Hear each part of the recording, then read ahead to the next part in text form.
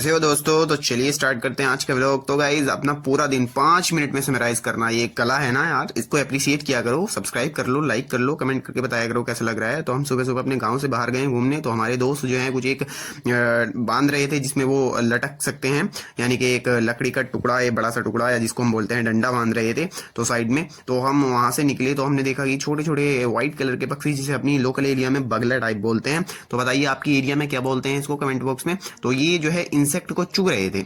Insect यानी कि बारिश का मौसम था, कल रात बारिश पड़ी थी तो वहां से छोटे छोटे इंसेक्ट निकले थे, तो उनको ये खा रहे थे। तो सिंपली हमने देखने के बाद हम सीधा अपने घर चल दिए। घर चलने के बाद सीधा हमने अपना नाश्ता फिनिश करना चाहा, लेकिन क्या करें यार गाइज, वहां पर आजकल कंट्रोवर्सी ज्यादा चल रही थी जो कि लेटरल एंट्री को लेकर थी। तो हमने भी उस कंट्रोवर्सी को थोड़ा देखा, जो लेटरल एंट्री की क्या कंट्रोवर्सी है, और अपना नाश्ता फिनिश किया साथ साथ में।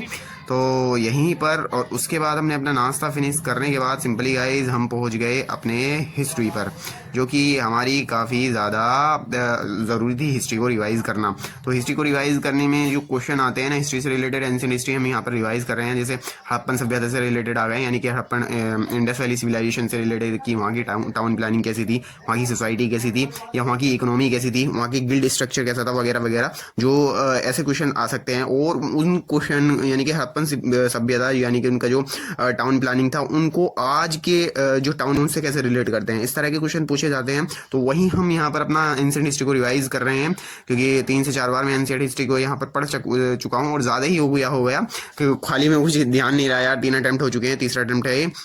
तो फिलहाल एंशिएंट हिस्ट्री हमारी यहाँ पर रिवाइज चल रही थी। सबसे पहले हमने एंशिएंट हिस्ट्री को ही उठाया।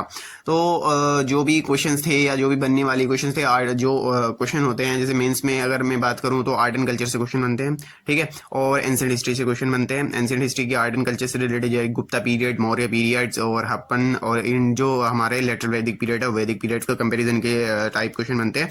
तो अपनी हिस्ट्री कंप्लीट करने के बाद सिंपली हम यहाँ पर आते हैं अपना जो हमारा करंट अफेयर था, करंट अफेयर को रिवाइज करने के लिए। करंट अफेयर को रिवाइज करने के साथ साथ में मैं वर्क भी कर रहा था करंट अफेयर से रिलेटेड। क्योंकि मैं वर्क मेरा काफ़ी ज़्यादा काम आ सकता था, मुझे ऐसा लग रहा था, क्योंकि अगर मैं वर्क अच्छे से करूँगा तो ये मेरे काम आ जाएगा। ये क्या काम आएगा, क्योंकि अगर मैं मेंस के क्वेश्चंस में अगर मैं बनाता हूँ मैप, तो मैं एक्स्ट्रा 1 या 2 मार्क्स एक्स्ट्रा मैं फेच कर सकता हूँ। तो यही को लेकर मैं थोड़ा मैं वर्क भी कर रहा था साथ साथ में, जिससे कि थोड़ा मैप प्रैक्टिस अच्छे से हो जाए। जो हम प्री के लिए मैप वर्क करते हैं वो थोड़ा अलग होता है, लेकिन जो हम मेंस के लिए मैप वर्क कर रहे हैं वो थोड़ा अलग होता है। जैसे यानी कि अगर ज्योग्राफी से रिलेटेड कोई क्वेश्चन आ गया, यानी कि कोल फील्ड कहाँ पर है, आयरन फील्ड कहाँ पर है, या रिलेटेड जो है माइका कहाँ पर मिलती है, तो वो हमको बनाना पड़ता है। सिंपली मैप ड्रॉ करेंगे छोटा सा, यानी कि 2-3 सेकंड में मैप ड्रॉ करेंगे और उस पर पॉइंट आउट कर देंगे कि यहाँ पर ये चीज़ मिलता है। वर्ड का मैप थोड़ा सा ड्रॉ करना थोड़ा ट्रिकी होता है, लेकिन उसको भी थोड़ा अगर आप सीखेंगे तो हो जाएगा। तो ये चीज़ जो होती है मेंस में ज़्यादा क्वेश्चन यानी कि ज़्यादा आंसर को फेच करने में हेल्प करती है। तो सिंपली हमारा ये टारगेट कंप्लीट हो चुका था, तो हमारा लिए लंच का टाइम हो चुका था। लंच करेंगे और उसके बाद चलिए अब लंच करने का हमारे लिए बुलावा आ चुका था घर वालों से कि चलिए आ जाए लंच कर ले, बाद में पढ़ लेना। तो उसके बाद लंच करने के बाद मैं सिंपली नहाता हूँ। गर्मी काफ़ी ज़्यादा हो गई थी, सुबह सुबह बारिश का मौसम था, लेकिन अब बारिश का मौसम नहीं था। तो यहाँ पर मैं अब नहाने के लिए तैयार हो गया, अपनी बाल्टी वगैरह भरी नहाने के लिए। और नहाने के बाद सिंपली मैं अपनी बाल्टी भरने के बाद, नहाने के बाद फिनिश होता हूँ। फिनिश होने के बाद अपना फिर अब स्टार्ट हो जाता है मेन जो हमारा आंसर राइटिंग प्रैक्टिस है। तो हम क्वेश्चन लेते हैं और आंसर राइटिंग करना स्टार्ट कर देते हैं। Answer writing is one of the most important aspect of your preparation. मैं ये पहले भी कह चुका हूँ और अब भी कह रहा हूँ, बहुत ही ज़्यादा इंपॉर्टेंट एस्पेक्ट होता है यार आंसर राइटिंग आपकी प्रिपरेशन का। तो इसमें आप जो है इतना अच्छा करते हैं, जितना अच्छा लिखते हैं उतना अच्छा करते हैं भाई, और कितना अच्छा करेंगे। तो गाइज यही किस तरह से फ्लो चार्ट बनाने हैं, क्या क्या ये सब प्रैक्टिस आता है। अगर आप डेली प्रैक्टिस करते हैं आंसर राइटिंग तो ये एकदम गजब हो जाएगा यार।